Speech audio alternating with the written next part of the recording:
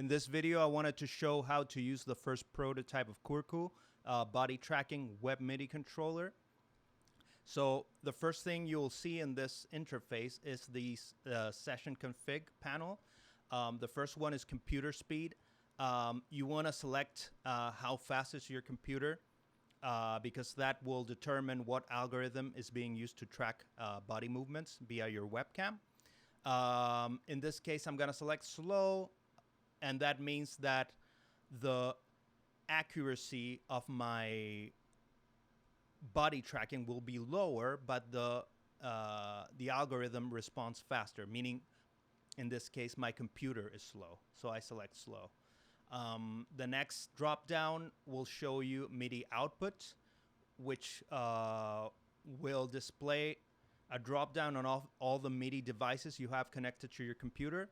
These could be either real MIDI devices like my Claret sound card here, or my XFX, or any MIDI controllers you have hooked up via USB, or in this case I have two inner routings that allow me to send MIDI data from the browser into other software. In this case, Ableton Live, and I'll show you how to do that in a while.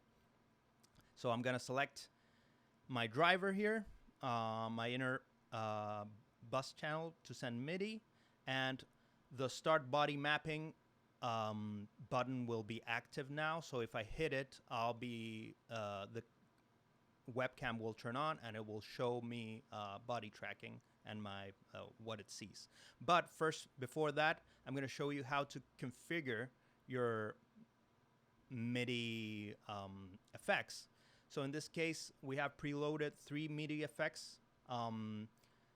It shows you the body part that it controls, the CC channel is using, what axis the movement is going to be tracked on, and the value, but that's not important at the moment. I'm just going to use one so that it's easier to see. And there is this map button that will allow you to send individual CC messages so that you can map it to your software. So in this case, I'm going to do it with Ableton Live.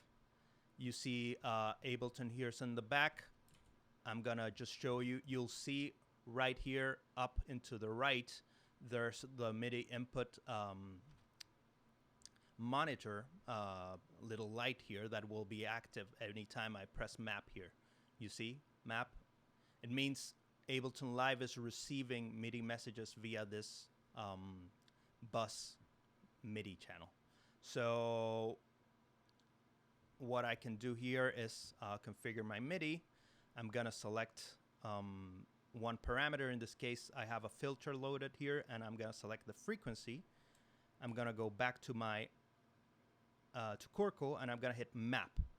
And then when I go back to Ableton, you'll see 140. That means MIDI channel 1 and CC40 is being mapped to this filter param.